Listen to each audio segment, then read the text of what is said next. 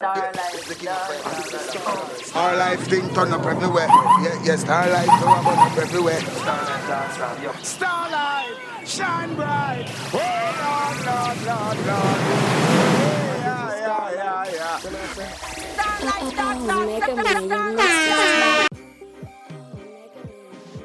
All right, so this is Mega Man representative of StarLifeDanceHall.com. Today we have the honor of being here with Baby CHAM, straight out of Sherlock Crescent, one of dancehall's most recognizable voices with hit songs spanning back way into the 90s, currently still making good music and touring the world.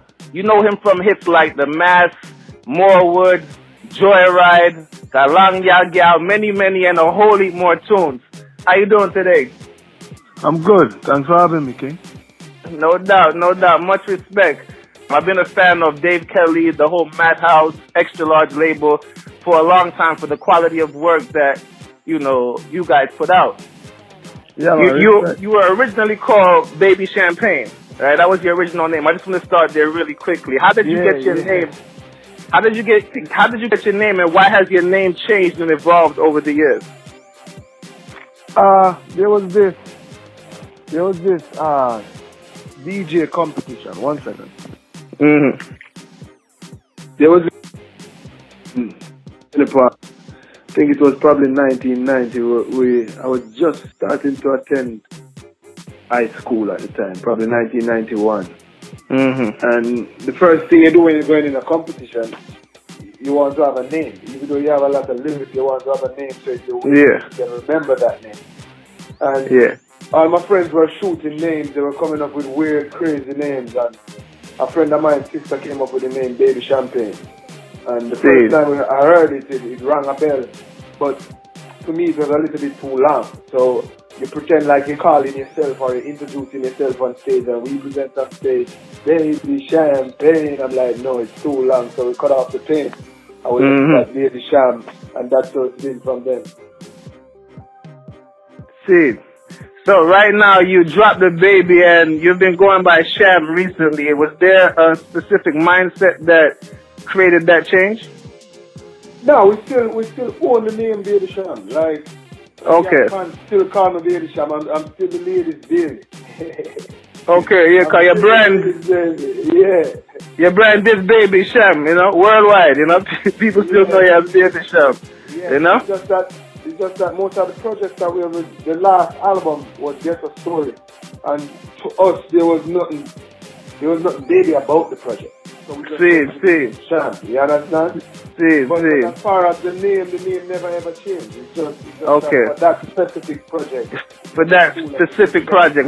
We want to get into that a little later in terms of aliases and with the way that you guys creatively approach projects. You met with the legendary producer Dave Kelly when you were in high school, and you've been in the industry ever since.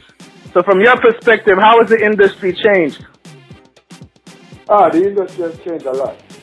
You find that back then, if you couldn't get into a studio, there's no way you could record. Now, with the emergence of computer and all these things, you can just have any little setup in your room and you can record right there. So you find that there's no quality control anymore. So people just release and just record and release whatever they want to do, which is good on one side that people can, then an individual can just express his or her prowess, but it's bad on the next side that you don't have control over what's coming out. So you find that there's a fluctuation in the standard of the music sometimes. Overall, do you think that's a positive or a negative in terms of the quality of the music currently in 2015?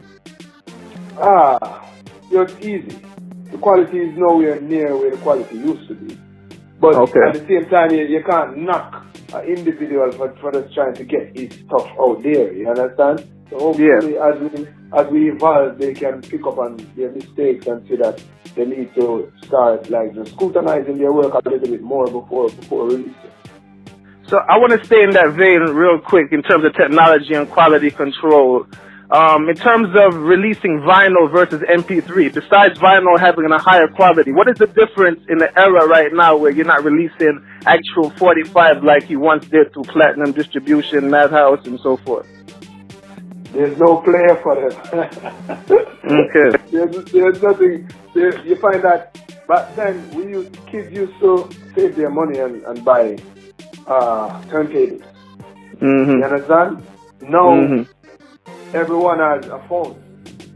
There's no more turntables selling. You understand what I'm saying? So definitely. You have authentic fans that still from back then that still appreciate vinyl, and if they order it and there's a good amount of order coming in, then record labels normally print up a certain amount and that's it. They will probably print up a certain amount and advertise that they're releasing such and such amount of vinyls, and you'll have those vinyl heads that make sure that they get it and it drops, and that's it. They won't do any more for the time. But in terms of quality, I'd have to say the quality, you still can get the quality of the product up there just by the MP3s. You have ways now. Okay. You just need good engineers, you understand? Okay, most definitely. I could dig that right there. All right, so I want to get into your creative process a little bit, because, you know, you've been known for hit songs spanning ever since. So, like, what is your creative process when it comes to working with Dave Kelly? Does the rhythm come first? Does the song come first? Is it different every time? How does Baby Sham conceptualize his music? Sometimes it's different. It depends on the vibe. Like, songs like Joyride. Joyride wasn't written none at all. That's just freestyle. Okay. The beat that we were driving to this party in Jamaica. Yeah. I think this was probably 1996. We were driving to this party in Jamaica called Frenchman. It was in Portland. That was like my first beach party. And Dave had made the beat, and we were driving in his truck. At the time, he had an Amigo. Amigo. Myself, him, Wayne Wonder, and his wife, Denise. And he was just playing the beat, and Wayne Wonder was freestyling. Yeah, we're taking a ride, a joyride. And I hit that. Freestyle, that's it. And I was just freestyling, cruising around with a Jeep full on it. Each one wanted to introduce me. So no pen, no paper. No pen, that's from the dome. And if you listen to the lyrics, you realize that some of it, like each one wants to introduce Amia, there's no word as in introduce Amia. It's just you're freestyling and you're trying to cover the gaps. You understand? Would I never ever met that certain deal, you know? Interesting. Yeah. So is it like that for all the songs, or like you said, it's different with all the different tools? So what are some other creative ways you guys, you know, actually come up with these songs that we love so much? Yeah, sometimes the beat comes first, and you get a melody out of the beat. Just by listening to the beat talks to you. You have a next time, like, for instance, Get a Story. The verses for Get a Story came before. Like, I remember those days when that was my home. When, like, the first 4 bars, and then Dave had made a beat to structure around it. So every time the process is different. That's why it's called music. That's why it's called creativity. There's not one way of going about getting it done. It's just the vibe and that chemistry that you and the producer have in the studio, outside the studio, whatever it may be. So, alright, Madhouse Records has always been known to put out quality over quantity. You know, but nowadays with the consumer having such a short attention span, I mean, does this strategy continue to work for Baby Sham? We're still trying to figure it out. It's been working because we always stay on the road and we always stay relevant. But at the same time, you find that the fan base is crying. They say they want more. But we're still trying to figure that part out right now. Probably not as much singles, but probably give them like an album every 16 months. You understand? Instead of releasing like 12 singles, probably put together an album in that space of time and then work that album for the next year and a half, and then the next album come after. So we're still trying to get that down, because the fans have been complaining that they need more and more material. So you have to fulfill what the fans need. So yeah, I want to stay in that creative vein just for a few minutes more. You know, your longevity in this game is mainly due to your talent. You know, however, you have a great team behind you, from Janet Davidson to Dave Kelly. You know, working with this team. I mean, how has working with a team helped your career, and how important is a team to the success of a dancehall reggae artist? Yo, team is everything, man. Everything. You find that when I graduated from Calabar, I was just 15 years old. When the mask came out and Girl from Your Band Many. I was 15 years old going on to 16 years old. And there's no way I could keep a sound head. In this music business, things come so fast. You're coming out of Sherlock Cricket and all of a sudden you're seeing check value. Couple digits, you understand? If you don't have good people around you tend to lose sight of who you are and tend to forget the whole aim, why you came in the business. You came in the business because you love the business and you love music, but also that you could be able to take care of your family one day down the line, even before you even thought about a family of your own. It's just by you growing up in the ghetto and the struggles, you wanted to make sure that whenever your time comes to take care of a family, they wouldn't have to go through that struggle, you understand? So you find that teamwork and a whole Dave, Janet, been there so much before with the Buju Bantams, the Terror Fabulouses, the Nadine Sutherland, the Garnet Hills, the Tony Rebels. They have been through this road or through this journey so much time, and they have seen people make mistakes, and they have guided me along the way. They have guided me perfect. I couldn't complain about anything at all on the business side or on the musical side. On the musical side, now Dave was the one that basically structured my career in terms of quality over quantity, where I've never released 3 singles for a calendar year. Never ever in my life. Where that's unheard of in dancehall. If dancehall unheard of, like probably 100 songs per year. You understand? Yeah. And for us to do that, and it has worked over the years, you have to be a marksman. And I'm not just tooting hands and nothing, because it's not just me. An artist is as good as the producer that you give him to work with. So the beat has to be right, and then a producer is as good as the artist you give him to work with. So the lyrics and the beat have to be right, and also the delivery. Then you have the team now that makes sure that everyone gets this record service the right way, and that's where Janet Davidson comes in. I have a next team that makes sure that the tours are going and the artist is going out there and promoting this record, and the fan base is growing. And you find that no man is an island, and you need a team to survive, and no eyes on the team. 2 things. I remember while I was in high school and I used to collect records. I'm one of them youth that used to save up my lunch money and buy a record on them. Yeah. So, like with Dave Kelly, I remember when all the Dave Kelly rhythm was about to drop. 2 weeks before it dropped, you anticipating that record. You're going and you're asking the man behind the counter, yo, when is the Dave Kelly? I don't really feel that anymore in dancehall, like that anticipation. And that goes to show that whoever was behind the scenes working, it wasn't just an accident. You know, because when a rhythm dropped, it was an event. You know? Everything was planned, everything was structured. Do you think currently in dancehall, I know Jamaica is well known across the world for musical talent, lyrical talent, but in terms of business talent, how do you rate the people behind the scenes, not necessarily a part of your team, but just overall diagnose the industry as somebody who's been there over the years?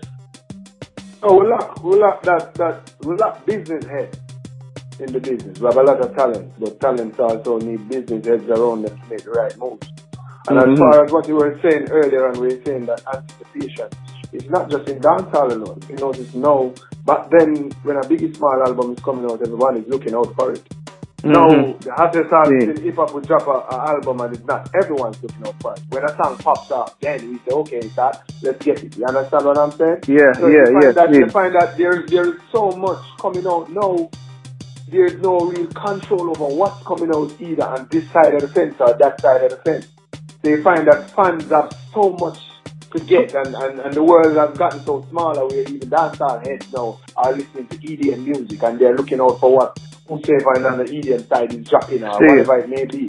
So it's like you directly have to prep your game and build up your anticipation and try to get your fan base to just get that feeling of, oh, it's coming September the 30th. Let's make sure we get it. You understand? Definitely. It's not dancehall alone. It's the music business on a worldwide level. So, 2 questions about the production thing, okay? Because back in the day, you and Dave Kelly, many people may not be aware, who's new to dancehall, that you guys actually, as one aspect of your music, pioneered the dancehall hip-hop hybrid. How do you feel about the criticism that some young producers are getting about sounding too much like hip-hop? To me, art is the mirror of society. Whatever society reflects, you're supposed to be able to reflect it back with music, melodies, and words. And the minute you try to like shadow artist. Artists are trying to control what he does. You're taking away the art from his work, and when you do that, he's no longer artist. So you're supposed to be able to express your comments how you want to express it, without Dave giving me the freedom to do what I want to do. You wouldn't have a song like Hands Up a Prophet.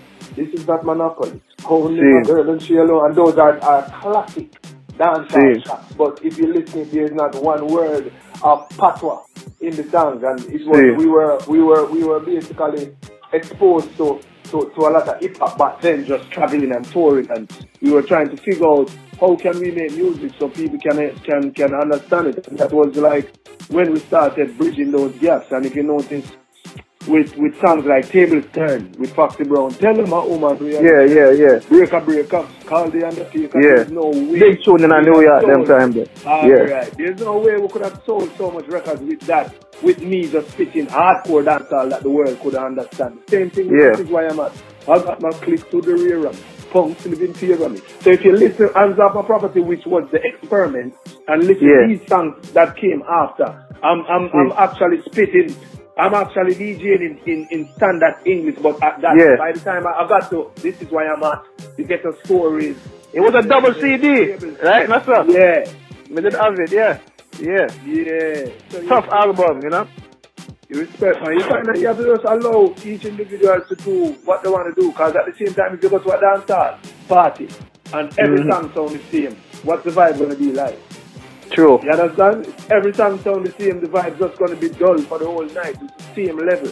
So you have to allow each individual to do what he's doing, but at the same time, those individuals have to know that they have dancehall and reggae music to carry forward. So at the same time, you have to make sure that elements from dancehall and reggae music is constantly in these beats or these songs. You understand? The overall energy and the overall vibe. Yeah. So I want to ask you a question. You know, right now I believe you reside in Miami, and I'm not sure, but I believe so. And I know you spend a lot of time in the U.S. How does residing outside of Jamaica affect the career of a dancehall reggae artist, or does it even affect the career? It depends on where you are in your career. If I was starting out, I wouldn't do it. Like if I was starting out back then, I wouldn't have made this move. You have a time when you have hit the ceiling in dancehall, so there's no need for you to keep on that fight to prove yourself in dancehall. You have already you have to take the music outside of that ceiling now and try to break more grounds for younger acts that are coming up, so that they have a bigger ceiling or a higher ceiling. Instead of dancehall just being 10 feet, hopefully you can take it to 25, and then the next artist come and take it to 45 feet, and the next artist come and take it. Sky's the limit. You understand what I'm saying? Definitely. Instead of you fighting to get play every day in the streets with a young artist that's coming up, you're already established. When you release something, it's gonna get played.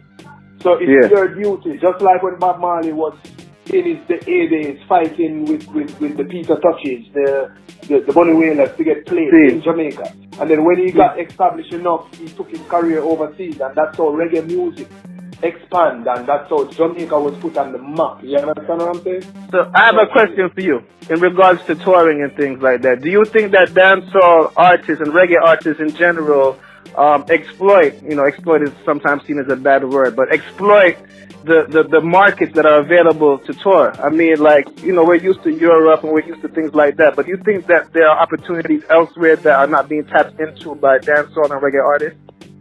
Yeah, I think we don't tour enough. It's like we're comfortable with the core markets, because the core markets keep us happy and keep the family living good. But in order for the music itself to expand and to grow, you have to tour more and tap into newer markets. Like, we were on Reggae on the River this year, and we did Friday night, and it's the first time a dancehall act ever anchored, ever closed a Reggae on the River night, which to me that's absurd, because dancehall and reggae music made those festivals, but you find that dancehall artists are not touring enough like the reggae artists. It's like, so to dancehall artists, they'd rather be doing a club day, just chilling, and you understand? Instead of really hitting the road, and you're going to get less on the tours, but you're going to cover more ground. You get what I'm saying? Definitely. So when we did Reggae on the River this year, it was a big milestone because to them they weren't looking at dancehall like they could market it as closing a night. They were looking at it like it's like a club music alone. Yeah, which is not. If you come to one of our concerts, if you go to a Shabaran concert, a Buju Band concert, when Buju was doing dancehall fully, it's not just club music, bro. You get what I'm saying? So I think dancehall artists on the whole, like reggae artists, been got that. Cause I think they got that from Bob and Bob Marley set the trend from them. But somewhere along the line, it's like dancehall artists stopped touring with bands and they just started doing just club shows with tracks only, which you have to do track shows. But at the same time, make a conscious effort. Make that effort then to hit the road with the band and keep dancehall live music out there. Dancehall artists that make money off of dub players, so them not really. Yeah. We can stay in our house.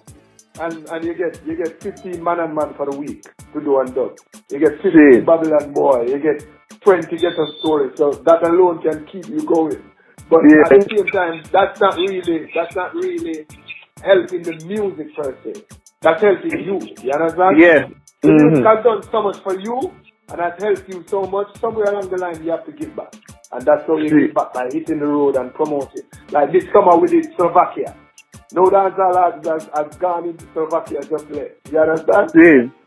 We did Slovakia. I made a conservative effort to direct request the booking agent to get Eastern Europe because we're used to the next side of Europe, Spain, the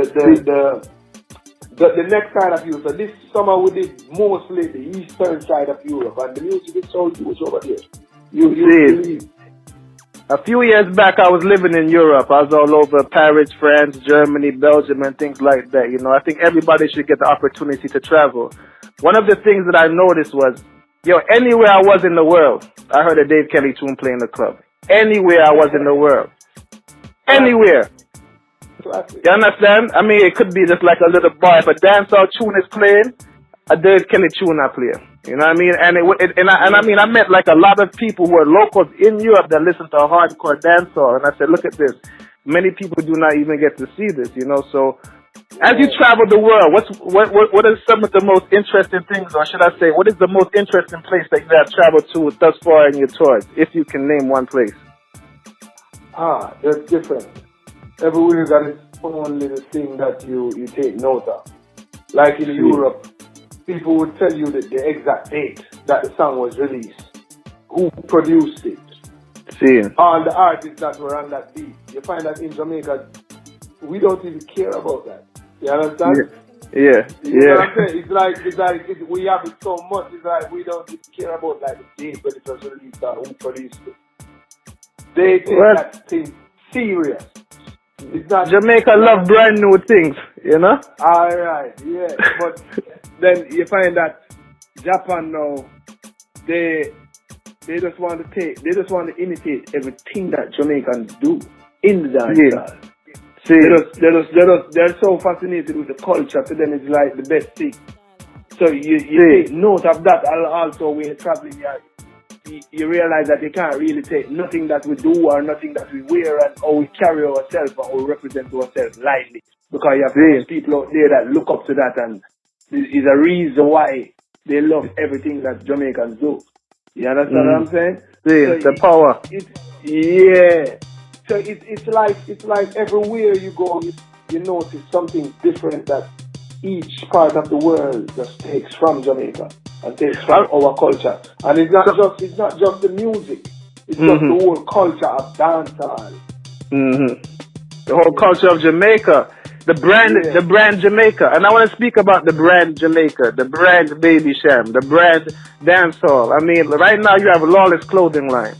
And I want to get into that for a quick minute because I want to discuss a little bit about the entrepreneurship of artists and the way that they could be making money. Right now, could you tell the people a little bit about Lawless clothing line? Well, the clothing line was formed by me and my wife, Ophelia. Most people in the world know her by Miss O. And she had the idea of doing a clothing line at first. And she started doing a couple pieces. then I think we had done winding up my body. I went to Jamaica to promote it, but we were getting a lot of politics just to get the record played on the radio. And at the time, I hadn't been to Jamaica for like 2 years. And I was like, oh, the scene has changed so much where it's like they wanted to edit this, wanted to edit that, just some just nitpicking until you start wondering, is it more than just wanting to edit or not wanting to play the song because most of the disc jockeys are producers. So that's how we came up with the concept Lawless. So we were saying that, you know what, we ain't even gonna service radio. We're gonna bypass radio, go straight to the street. When the streets get hot, radio will have to follow. So that's how the concept Lawless came about. It's not about picking up a bank or grabbing a purse. Yeah. It's because going against the grid and going against what. It's a metaphor. Yeah, what the commissions were saying in Jamaica about songs and lyrics and censorship and all of that. And we started making the t-shirts just to wear in the streets, me and my friends, and we noticed I started wearing them on concerts, and after concerts you would have lines of people still waiting to see if they could get it as to purchase to take home, and that's how we started bringing them on the road till they find that it was getting more than just the road, because you have people where you're not going to be able to perform everywhere every week. And you have fans from Germany, fans from Thailand, everywhere started using it. And we get the website up and running, and now it can't stay in the warehouse. It's just off the shelf. What is the website for the people who want to order a Lawless shirt? www.chamworld.com. Okay, definitely. WORLD. I'm gonna have that graphics up on the website and everything, so the people can get to know all of that good stuff. So I want you to, before I go, a couple things. What are some specific things, today's current crop of dancehall entertainers could do to bring their careers to a higher level? From your experience and your perspective, what are your thoughts? Humility. Humility is one. Humility comes first. Always have humility. Always have a mind of your own at the same time, but learn to accept criticism. Remember that you need a team.